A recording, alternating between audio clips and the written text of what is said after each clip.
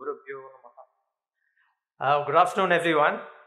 It's indeed a great privilege to be here um, with such distinguished speakers and thinkers on both sides of the dais here. Um, Out of these 6 things, the challenges that Professor Raju has presented, I would like to take the third one first. Uh, how to do it. Uh, I'll just very quickly, I was just writing down the points, and we will discuss this in detail later if there is time. First thing I thought is, in the area of knowledge, we need to, as educators, we need to champion for educational entrepreneurship. We have now a great deal of respect for economic entrepreneurship, which has come because I think the failure of socialism or centralized planning. We have social entrepreneurs. I know some very, very serious social entrepreneurs who really, argue for individual effort towards alleviating social problems, which traditionally we thought is a job of the government. Uh, so I think there are a lot of serious people out there who are not just looking for making a quick buck. That has to be understood. So that is the second form of entrepreneurship. Third form of entrepreneurship is what is called entrepreneurship. It's about really not just listening to your boss, but to suggest certain things to him. So we talk about reverse communication, we talk about horizontal communication, 360 communication, reverse mentoring, and so on.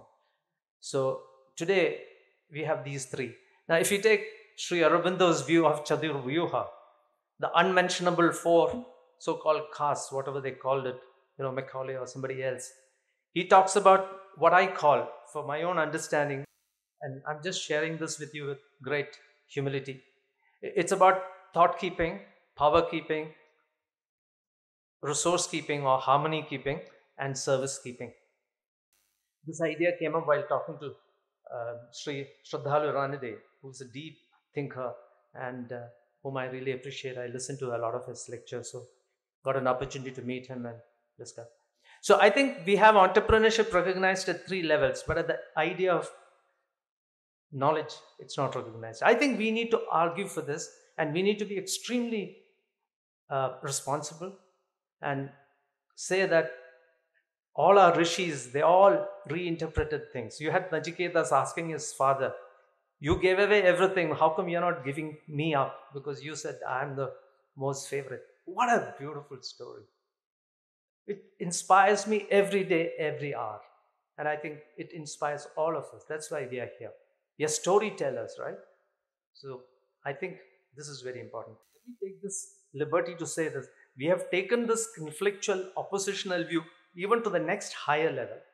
So we are the most garrulous, isn't it? Sorry to say this, but I think I'm reflecting on my own behavior.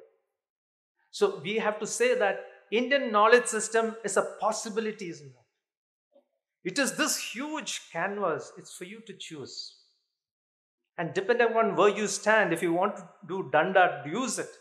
But please accept that somebody else, Buddha had a better way to do this with Sama or Samvada and Vitanda. Samvada, Vada, Jalpa, Vitanda. I tell my students, you all are in the persuasive mode of communication as a business professor. They're all into Jalpa. They come onto the stage and talk about prescription, ye karo, wo karo.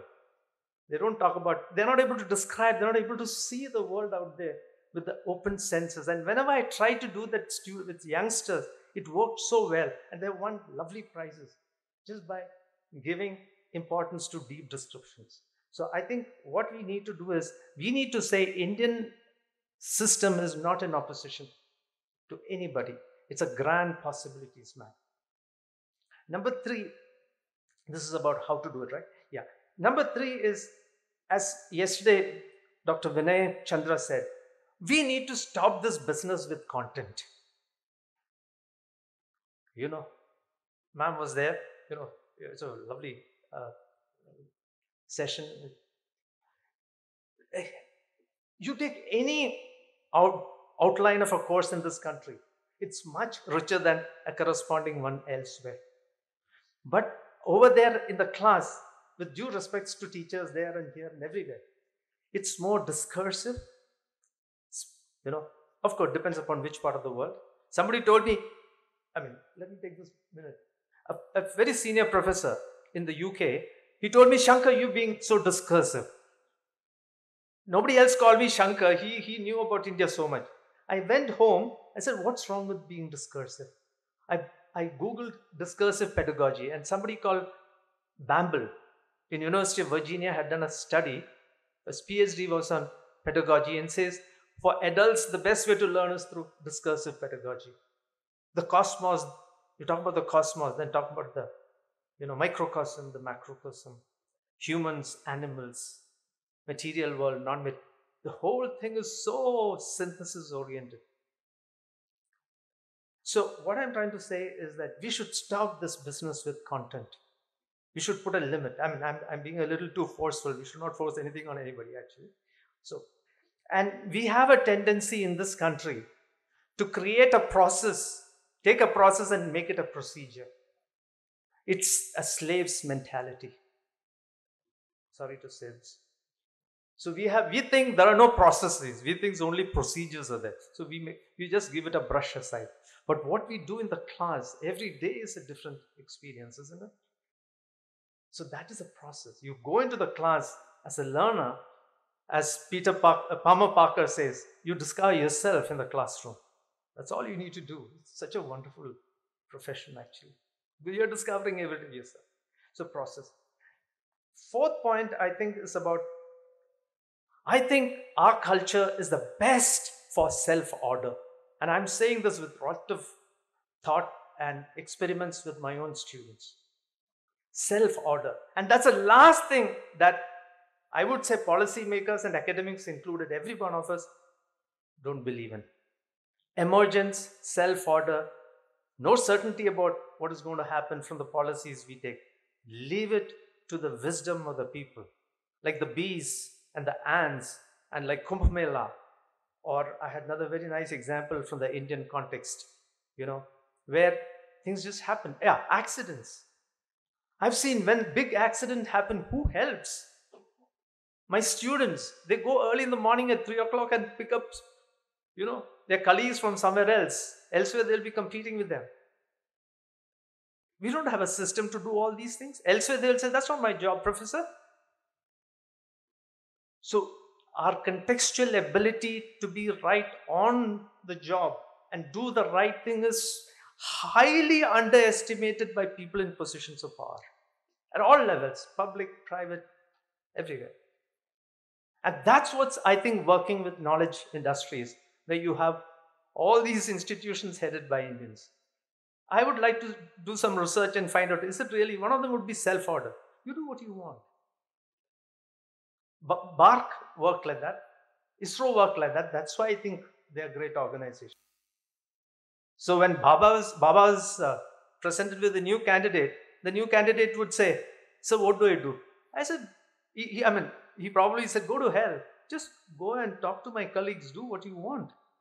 Find out what they're doing. And we are very good in that. And I've had the opportunity to teach people from Europe and West and East. And ours is the highest ability to do jugaad intellectually too. And that's the least acknowledged in this country.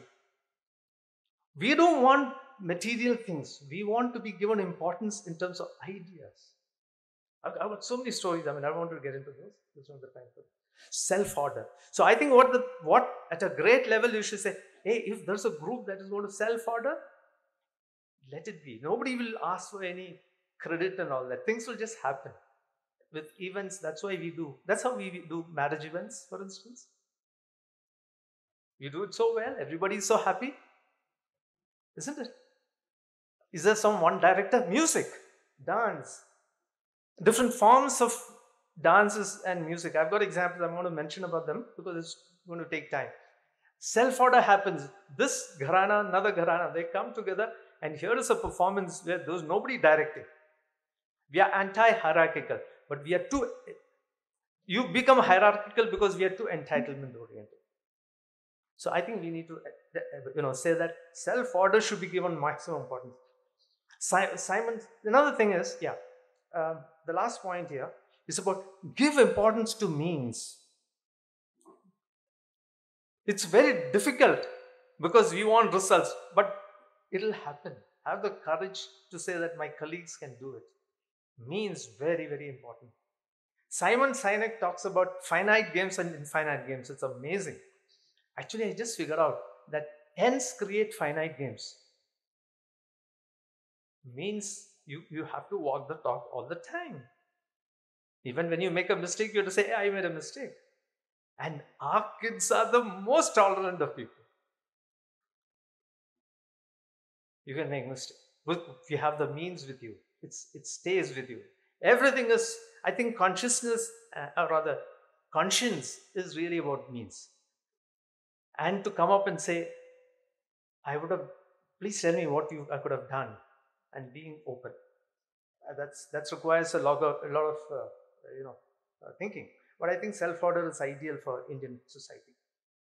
So policymakers have to say, if you can self-order, so be it. It's happened in some industries and so on. Second, very quickly, sir, I hope I'm not taking too much time, sir. Last minute, okay. So I think all the other things will emerge from that, because number 2 is about what is measurable. I think we should not measure too much. We are having some very, very ridiculous situations of measurement. Sorry to say this. The institutional measurement is done on a least count of 0.01 on a 4-point scale. And nobody is questioning it. I'm also a student of science and measurement. All right. So measurement should be least. It should be touched very gently. Measurements of a self-reflection. Have I done it? It's about management by exception. Have you achieved this? Okay, if you haven't, have you overestimated? You have to touch it very gently. Now it is being, and there's a lot of unhappiness because of that. So that's about measurements. As a policy maker, I mean, measurements are important. But I've checked it with students, because we are measuring them so minutely problematic. The best subjects I got taught was somebody who had 10 exams here, right in Bangalore. Another professor who said no paper. There's only one paper at the end of the term. And these are my icons of teaching. Completely different. And this experience of different personalities and different varieties gives you the courage to say that teaching is the most beautiful profession, actually. So I think measurement, we have to touch it very gently. And third point, suggest roadmap for achievable things. I think West is in a very great bind, because we should understand this. First, it was control of materials. Then it was control of energy. Then it was control of knowledge. They're trying to have control of wisdom. Yesterday, I touched on this. And they're finding you can't control wisdom. Wisdom is about experience. How can I control anybody? So we have to, I don't want to say capitalize is wrong. I'm talking about possibilities. The world is there. Humanity is there. So we have to tell the world that, hey, this is the way we are going to do it. So the road map is like that. So we have to question Peter Drucker and all these teleological, finite games we have to. Like, suggest a starting for stakeholder. I think stakeholders are parents, teachers, and policymakers. I mean, students, they're too fresh to be, to have been spoiled and corrupted. So I think teachers have a we have a very, very big role. And I don't think we should give up on. For that, we should do reverse mentoring also of the policymakers who make policies. And for that, we need to be entrepreneurial. And we have to say, we'll take this up and we'll have open discussion. This is what we wanted to achieve. Please give us the resources. We will do it. I think we should do that. And we should be much more than even UK fellows. I worked in the UK university. It's not enough. Americans are good at it, but they are burdened by other kinds of arrogances. Last one, or the future plan. I think research has to be given so much more important. We don't need, in social science, we don't need resources. All we need to do is to get people to be really very highly educated in research methodology and so on, So for that, you have to have very deep coursework. I think there should be at least 10, 15 post graduate coursework in social sciences. And we can't ask people to come with an idea on day one. So coursework is extremely, extremely important. And it should not be the way we do it, where, we either pass and now batch and all, nothing like that. If you're not ready for it, okay, come back later, but do it.